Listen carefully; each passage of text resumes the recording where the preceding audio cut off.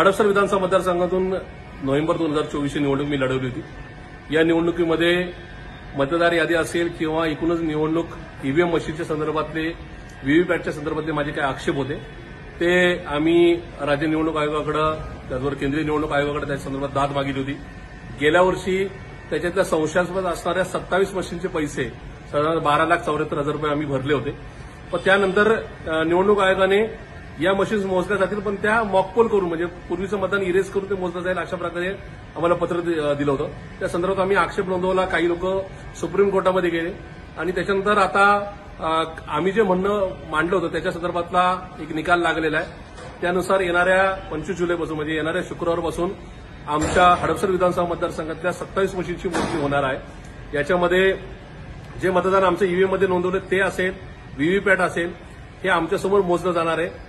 25 तारीख ते 2 जून असा 8 दिवस आमची म्हणजे मतमोजणी चालणार आहे, ज्याच्यामध्ये पहिल्या दिवशी 2 नंतर 4 मशीन मोजल्या जातील।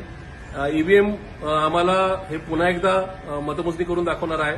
त्याचबरोबर व्हीव्हीपॅटमधलं आमचं नोंदवलेलं मशीन्स म्हणजे मतदान आहे ते सुद्धा आम्हाला चिठ्ठ्या मोजून दाखवल्या जाणार आहेत। त्याचबरोबर त्या मशीन परत आम्हाला जर वाटलं तर त्या झिरो करून पुन्हा त्याच्यामध्ये मॉकपोल सुद्धा 1400 मताचा प्रत्येक मशीनमध्ये 1400 मताचा मॉकपोल आम्ही मतदान नोंदवायचं आणि पुन्हा त्याची मतमोजणी करायची हे सुद्धा केलं जाणार आहे। त्याच्यामुळे आमच्या या मतदारसंघापासून याची सुरुवात होतीये, याचं समाधान मी व्यक्त करतो।